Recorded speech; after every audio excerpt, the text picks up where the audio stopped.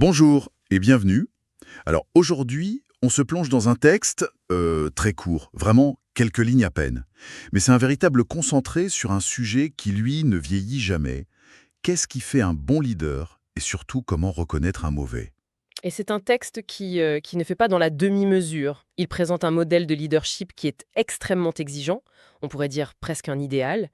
Et juste à côté, en parallèle, il dresse un portrait au vitriol de ceux qui s'y opposent. C'est très très tranché. Absolument. Alors la source, c'est un extrait du Nouveau Testament, l'Épître à Tite, chapitre 1, les versets 7 à 11. Bon, il faut noter évidemment que tout ça s'inscrit dans un contexte spirituel bien précis. Notre but ici, c'est pas de faire de la théologie, c'est plutôt de le lire comme ce qu'il est aussi, une sorte de philosophie du pouvoir. L'autre, des instructions très très dures sur la manière de traiter ceux qui ne sont pas d'accord. C'est exactement la question qui m'a frappé. Est-ce qu'on a affaire à un manuel pour un leadership éthique ou un guide stratégique pour purger toute opposition?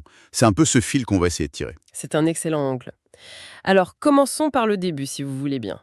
Le portrait robot de ce fameux leader idéal. Oui, le texte l'appelle le responsable ou même l'intendant de Dieu.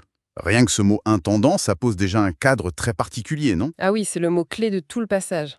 Un intendant, c'est pas un propriétaire. Il ne possède rien, ni la maison, ni les ressources, ni les gens. C'est un gérant. Ah, et tort. Il a une responsabilité qui lui est confiée par une autorité plus haute et il devra lui rendre des comptes. Ça coupe l'herbe sous le pied de toute tentation de pouvoir personnel.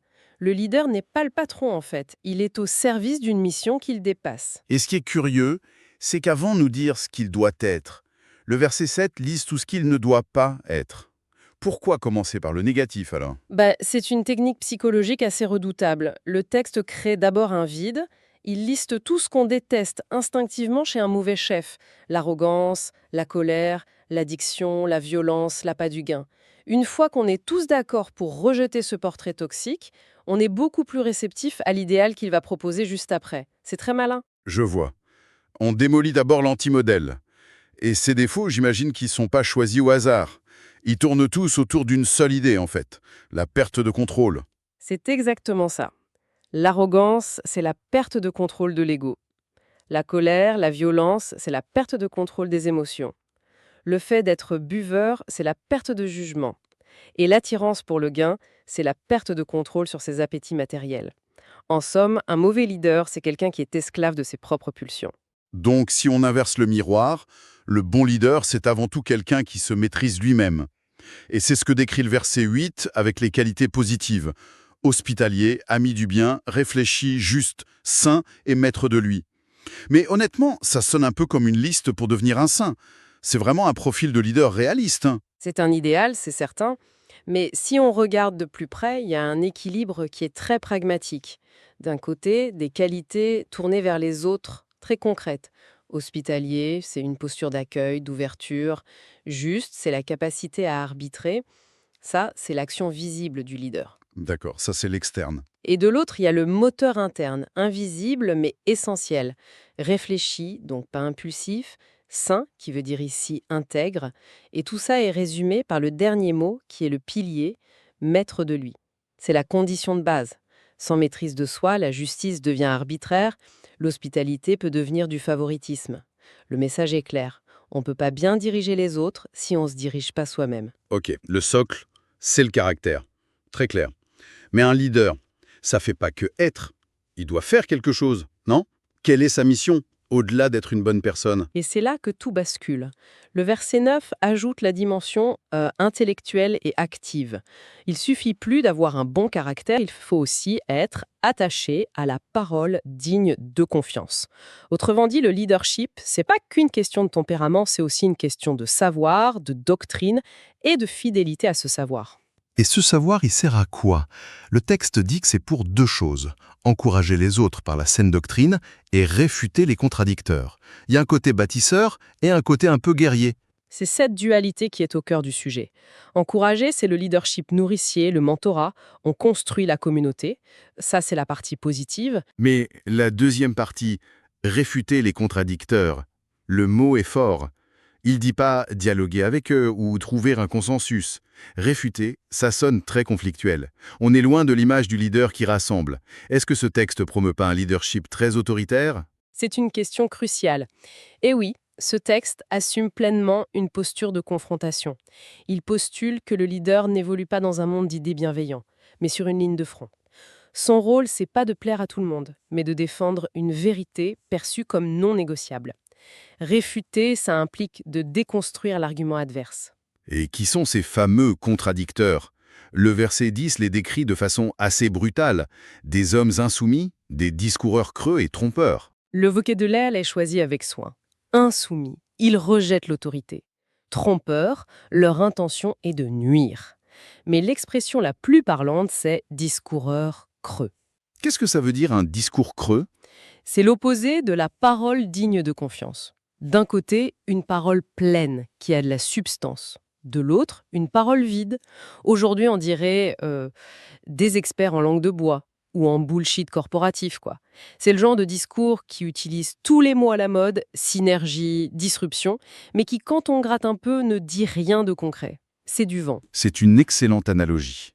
Et le texte va plus loin, il précise que ces gens se trouvent surtout parmi les circoncis. Ça veut dire que le danger ne vient pas de l'extérieur, mais de l'intérieur même du groupe. C'est le point fondamental. La menace est une faction interne. Ce n'est pas un ennemi à la porte. C'est une sorte de guerre civile idéologique. C'est la situation la plus délicate pour un leader, car l'ennemi a le même visage et utilise le même langage que vous, mais pour le vider de son sens. D'accord, donc, si je résume, on a un leader qui doit être un roc moral, un combattant intellectuel, face à une sédition menée par des manipulateurs. Mais au fond, quel est le problème? C'est juste un débat d'idées, non? C'est là que le verset 11 fait basculer le débat de la théorie à la réalité la plus crue. Il dit que ces gens bouleversent des familles entières. Ah, ça change tout. Là, ce n'est plus abstrait. Bouleverser des familles, c'est concret. On imagine des divisions, des conflits. La menace n'est pas intellectuelle. Elle est humaine, sociale. Le texte juge l'arbre à ses fruits. L'impact réel sur la vie des gens devient le critère ultime. Un enseignement n'est pas évalué sur sa logique, mais sur ses conséquences. Si un discours, même brillant, sème la zizanie, alors il est jugé toxique. Et juste après, le texte nous donne la clé, la motivation de ces gens. Il dit qu'ils enseignent ce qu'il ne faut pas pour un gain honteux. Et là, tout s'éclaire. La boucle est bouclée. C'est une structure en miroir parfaite.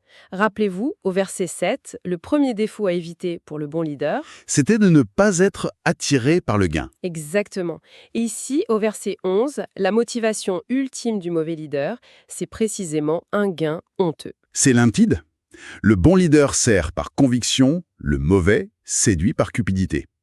La question de l'argent, c'est le test de vérité. Tout à fait.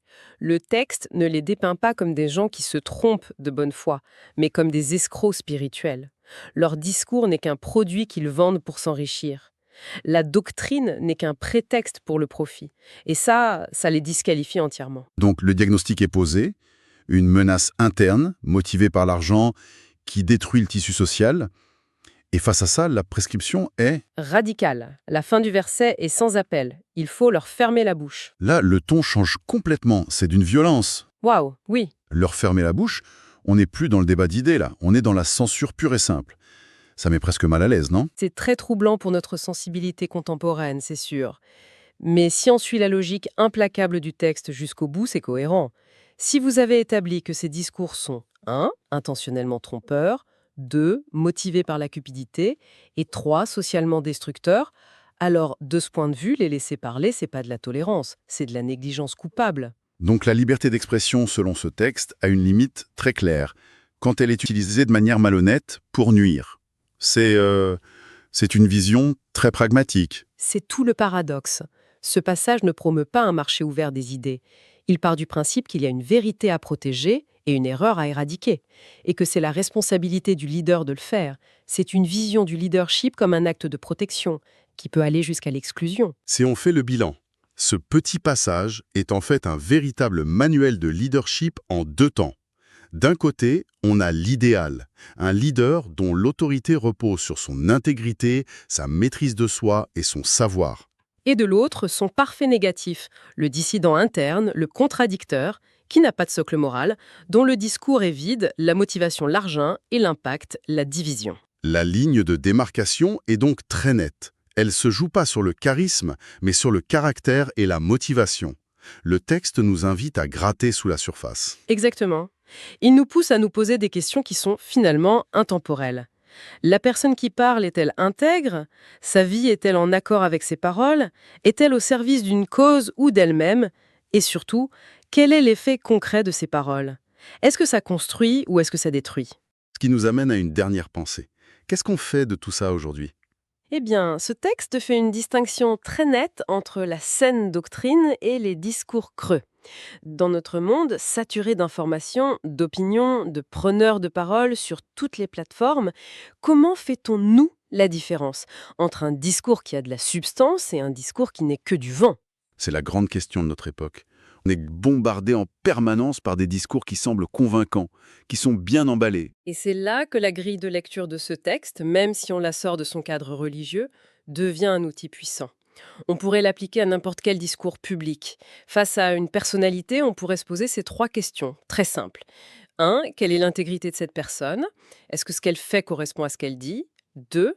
Quelle semble être sa motivation profonde, le service du bien commun ou son gain personnel? Et 3, la plus importante, quel est l'impact de ses paroles? Est-ce que son discours tend à unir ou à diviser? Est-ce qu'il apaise ou est-ce qu'il bouleverse le tissu social?